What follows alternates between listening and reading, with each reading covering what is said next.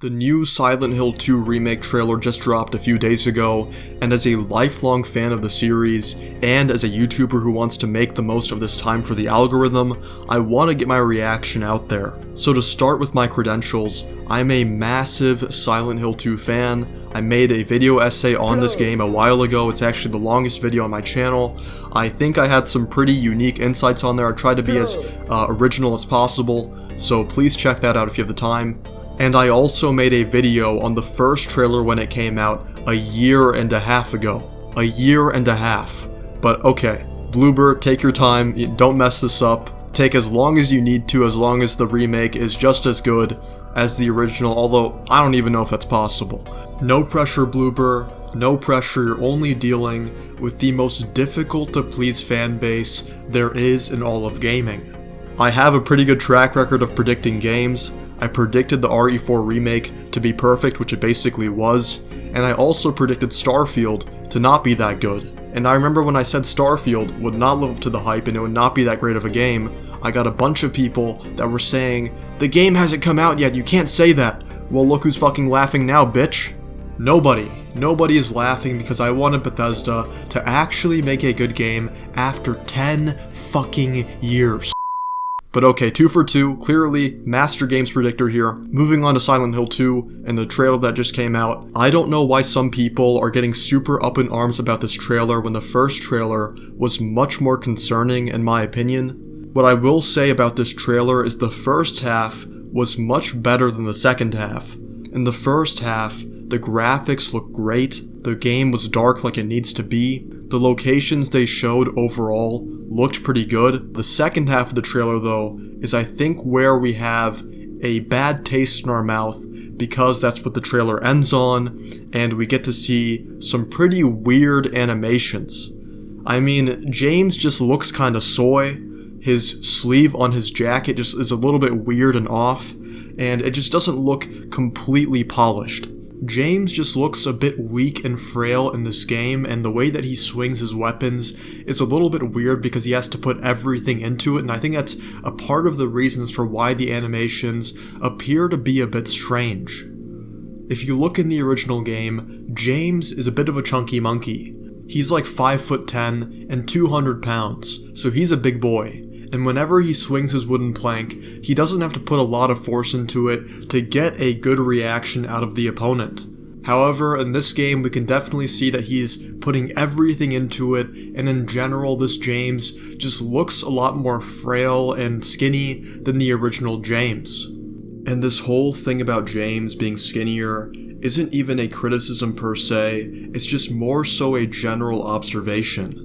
I honestly have no issue with this change because it's pretty well known that people who are depressed or who are grieving, they'll be malnourished and they'll starve themselves, usually unintentionally, they'll just forget to eat. And that is a real thing that happens. So it's okay if James is a bit more slimmed down in the remake. Besides the animations, some people were complaining about gun sounds, and I am not an expert on firearms, so I'm not really going to get into that. I think that's something they can easily fix, so it's not really that big of a deal. If they hear the sounds for the guns are not working, then that should be an easy fix. The last thing I will say is that there is this green goo that comes out of the enemies, and I know some other people were talking about this as well, and I just found it a bit odd. I'm not really sure what purpose it serves. I'm not sure what the green means because, you know, Silent Hill 2 is a very symbolic game, so I'm not really sure how the green ties into that, and it's definitely new because I believe in the original game you would usually see like dark blood. It's a little bit strange, but it's not the biggest issue in the world. What I will say that I liked about this trailer is that they didn't show that much. We saw the beginning of the game where you reach Silent Hill and you go to the Woodside Apartments. The Woodside Apartments looked really good, and we also saw bits and pieces of the hospital, which also, from what I could see, looked pretty solid. These environments are dark and they have that abandoned aesthetic, which I really like, and that is what was there in the original game.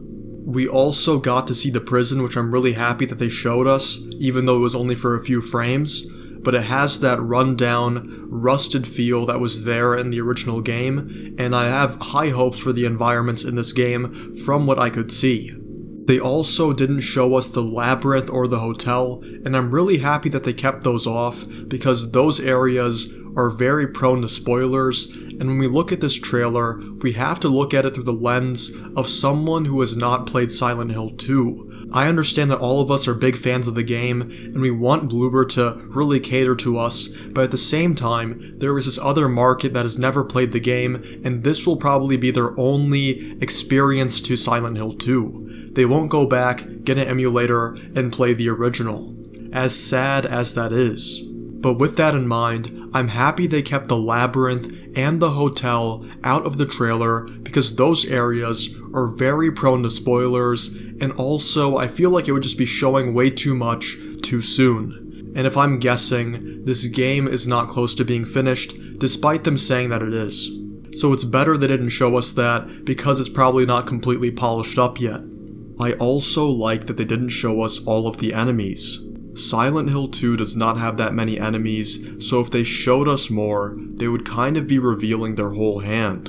These other enemies could also delve into spoiler territory, so I'm happy they didn't show them. Another issue people are talking about is Bloober's lack of subtlety, and the example people are pulling is this quote on the wall where it says that you reap what you sow. I believe this quote is in the hospital because the wall matches the wall in this sequence where James is fighting nurses. You can see the two-toned wall is the same. People are saying that this is too on the nose and it's too obvious, but I've seen some really funny exchanges where people are pointing out other moments in the original game that were not that subtle.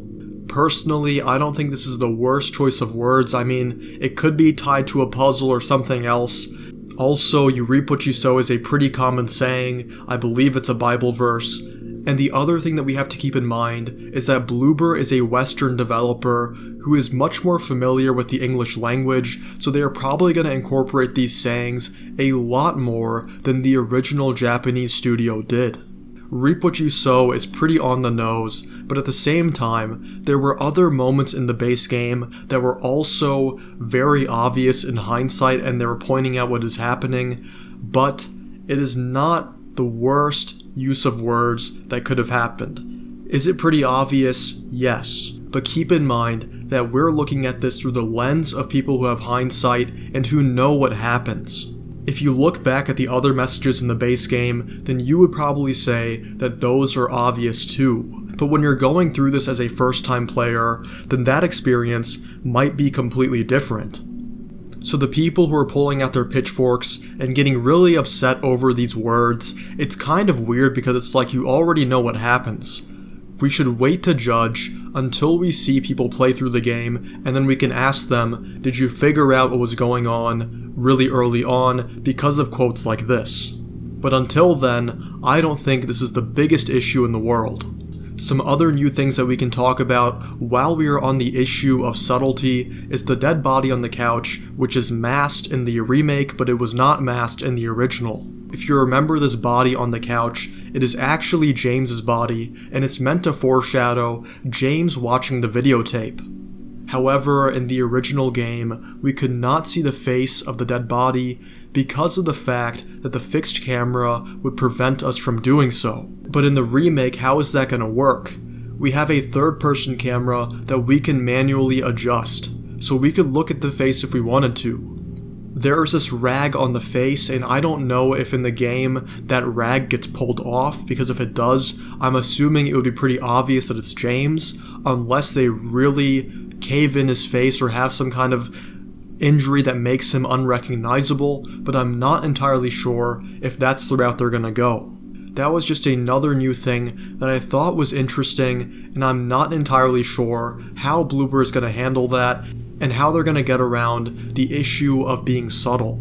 So those are my thoughts on the new trailer. The environments look amazing, but the animations are a bit wonky, and there are still some question marks about how subtle the game will be. The new trailer is really not that bad, and I feel like some people are blowing it out of proportion, especially when the first trailer was much more alarming. But what I will say, I wish Konami never fired Kojima and we got the finished version of PT.